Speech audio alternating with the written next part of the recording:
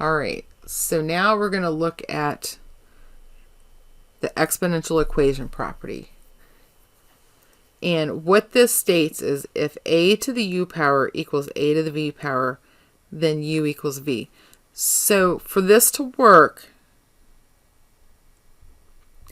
they have to have the same base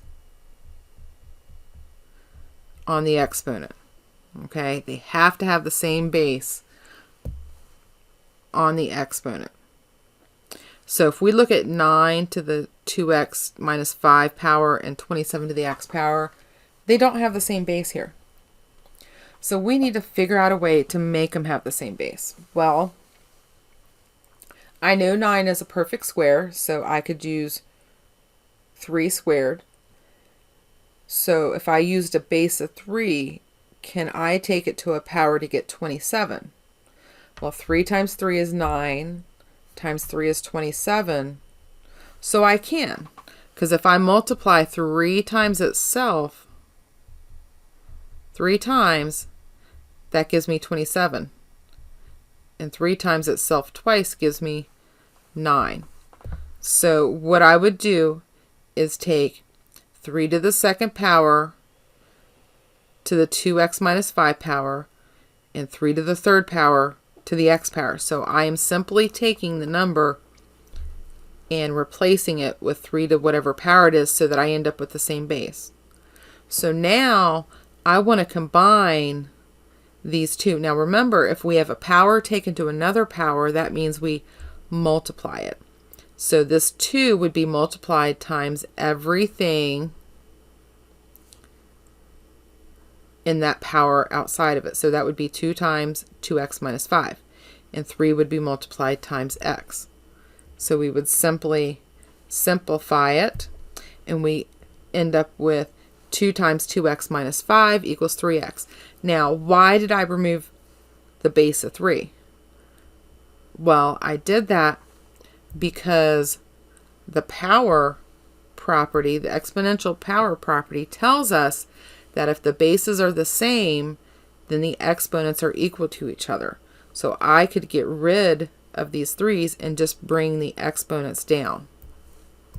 And we end up with 4x minus 10 equals 3x because I did the distributive and simplified. And then I simply solve for x. So 4x minus 3x is x, move 10 to the other side, and it's equals 10. So my solution set would be 10.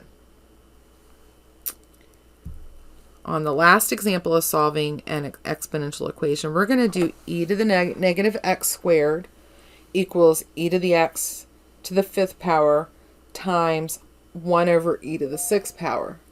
So I want to make these all have the same base, okay? And I want to simplify them. So first, e to the negative x squared is fine. We've got e in the base, and negative x squared is fine. So now we're going to look at e to the x to the 5th power. Well, to combine those two, x and the 5, one's in the parentheses, one's out. So I just need to multiply those. And then e is on the bottom of the fraction with 1 on it. So that means that 6 is really a negative power. So we move that up front. So you see that in the red text. Now we can combine the ones on the right. So we want to combine these two. And we know when we multiply two exponential terms with the same base, that means you add the exponents. So that would be 5x plus negative 6, which is simply 5x minus 6. We now have the same base of e, and they're both a single term with exponents, so we can get rid of the e's and bring the exponents down now. So that would be negative x squared equals 5x minus 6. Simplify. So in this case, we have a squared. So this reminds me of a quadratic. And with the quadratic, we want 0 equals ax squared plus bx plus c.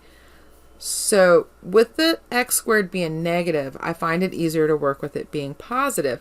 So I'm going to move that one to the other side, and we would end up with 0 equals x squared plus 5x minus 6. Now we need to find our zeros. So we need to factor, and we end up with 0 equals x plus 6 times x minus 1. And you should know already how to solve this. You know, x plus 6 equals 0, x equals negative 6, x minus 1 equals 0, x equals negative 1. So that means our solution set is negative 6, 1.